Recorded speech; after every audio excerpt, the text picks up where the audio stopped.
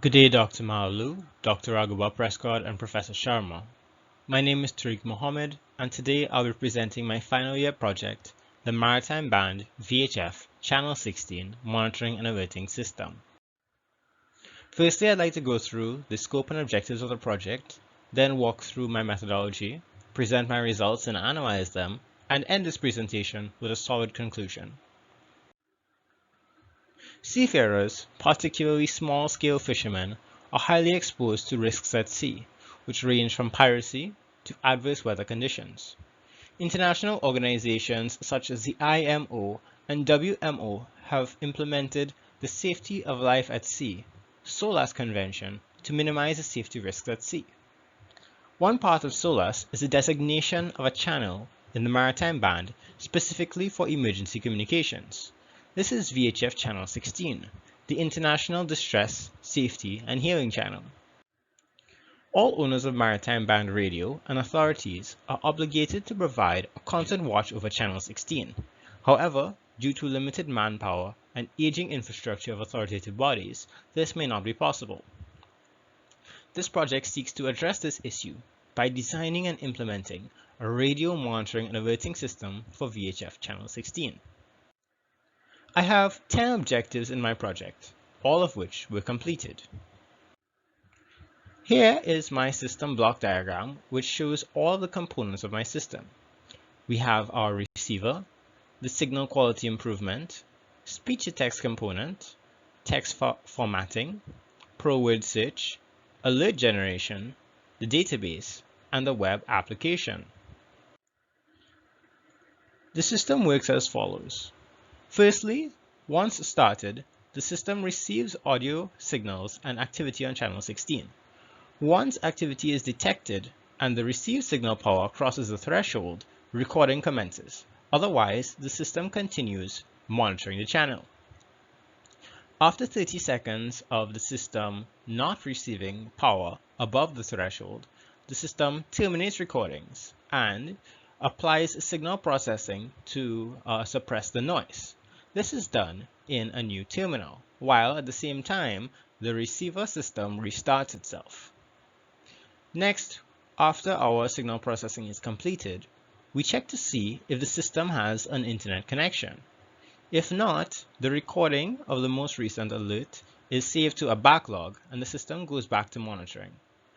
If internet connection is available, we perform the speech-to-text conversion and then perform keyword search.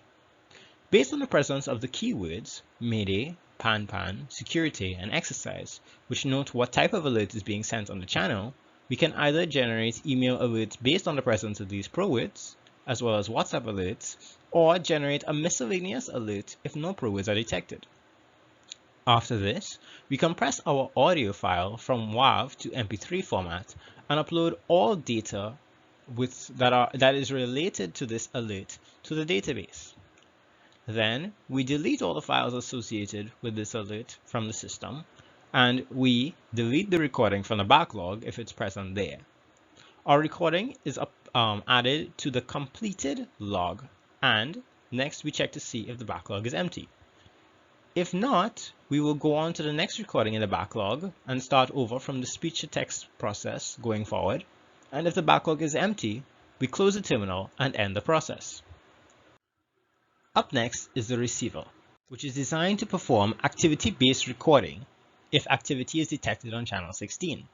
This is implemented using a software-defined radio to capture and demodulate the activity on channel 16 and is interfaced through a Raspberry Pi.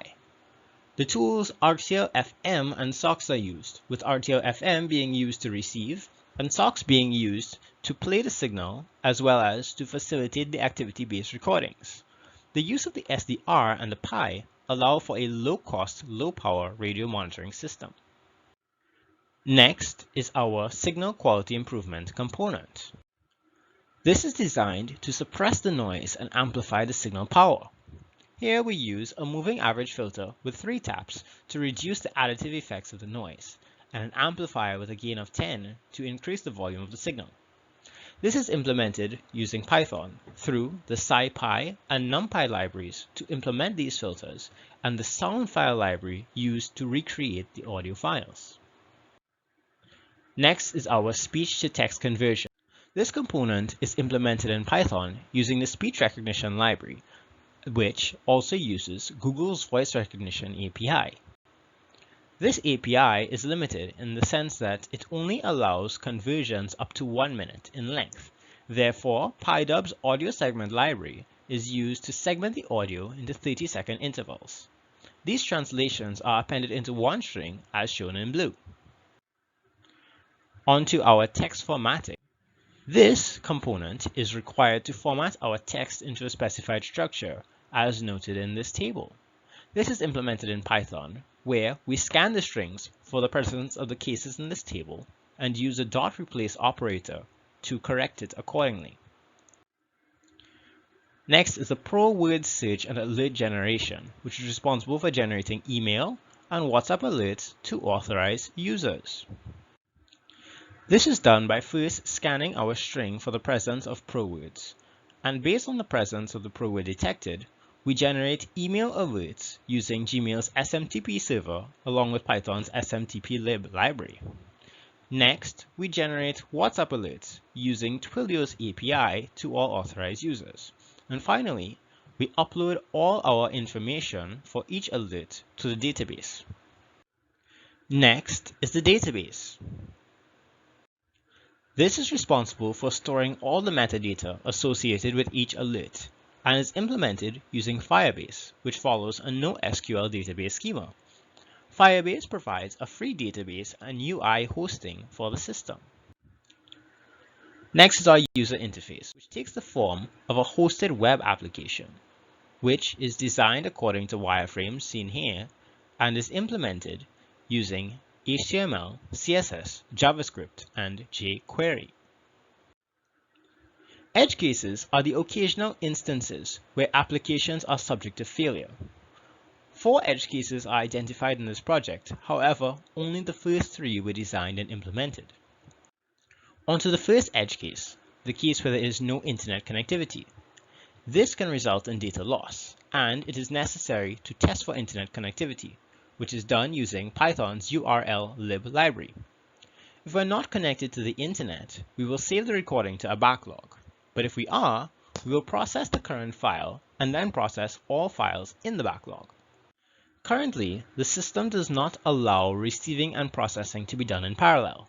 This adjustment must be made to allow them to be in parallel to minimize the lost calls and provide a continuous monitoring of channel 16.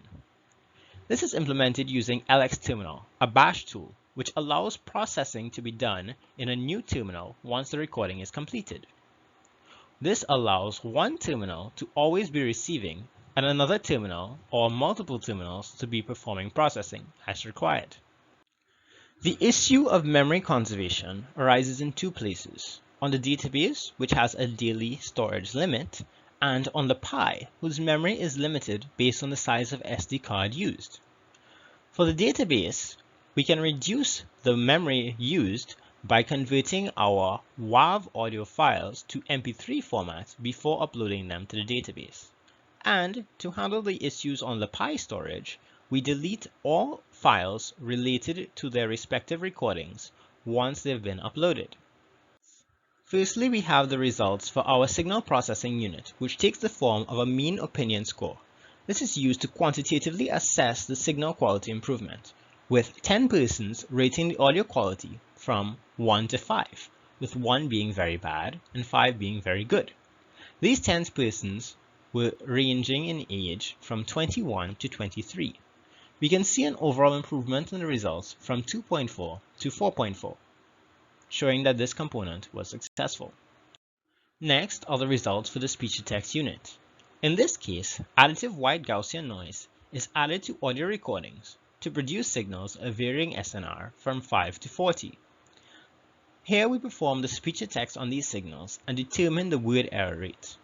The results, shown on the graph on the right, accord with intuition, such that an increase in SNR results in a decreasing word error rate until the minimum word error rate is achieved, shown where the graph plateaus. System-wide integration is performed and 67 tests are conducted. All 67 of these tests were able to generate their respective email and WhatsApp alerts and upload their calls to the database. Additionally, an average word error rate of 90.7% is recorded. Comparing these results to the test fail criteria, we see that the system meets the requirements for the email and WhatsApp alert generation and the database upload, but does not meet the criteria for the word error rate, in which case is much higher than the criteria. This is noted as a fault in the system, resulting in all 67 tests passing. Next, we try to determine the relationship between the recording duration and the time taken to perform the processing. This was conducted on both the current system and the system replicated on the PC, in which only the processing was performed. Looking at our first graph, we can see that as the recording duration increases, so does the time taken to filter. A drastic difference is noted between the time taken on the Pi and on the PC, with the Pi taking much longer. The speech-to-text and database upload processes were also determined, and from these results we can see that these results are similar to the first one in the sense that the processing time increases as the recording duration increases. However, in the case of both the speech-to-text and database upload, the Pi takes less time to perform these processes than the PC. The filtering process is performed locally, which is one of the reasons why the Pi takes longer, as it has less resources than a PC, whereas the speech-to-text and database uploads are performed using external APIs. The total processing time is mapped to the recording duration, and we can see that the Pi takes longer to perform all of its processing compared to the PC. This is mainly due to the filtering process, as shown before. In this case, the Pi takes 3.5 times the recording duration on average to process. The limitations of the system first came in the speech-to-text component, as there is no model available for the Caribbean language. Additionally, because of the receiver's implementation of squelch, there are missing syllables in the words of the speech-to-text system, which increase the word error rate. This results in a trade-off between a high-quality audio and a 100% word error rate in the case where squelch is used. When squelch is used, we receive a word error rate of the 90.7%, as shown before, but syllables are missing from the words. If no squelch is used, the quality of the audio is much higher, but will always result in a 100% word error rate. Onto the WhatsApp alert generations. The tool used, Twilio, terminates connections if more than 24 hours have passed without new alerts being received. This can be handled by North Post Radio, who transmits twice daily. There's also a significant delay between the time that a message is received and the time that the alert is generated. On average, the system takes 3.5 times the duration of the recording to process, with filtering taking the most time. This is a key issue in the case of emergency communications, where we want to reduce that delay as much as possible, and presents a trade-off between the cost of the system and the processing time. In the recommendations for future work, we can use the Pi as a receiver only, allowing multiple Pis to be deployed and sending the IQ data from the receiver to a centralized hub in which processing is performed on a high-end computer. Next, we could also train a speech-to-text model in the Caribbean language and, for further work, also adapt this model to predict missing syllables rather than discard them in the case of the current speech-to-text tool used. To conclude, the project meets all objectives and is ultimately limited by the speech-to-text component, which has a 90.7% word error rate. Despite this, we were able to implement a low-cost, low-powered, automated radio monitoring and alerting system for VHF channel 16. This brings me to the end of my presentation. Are there any questions?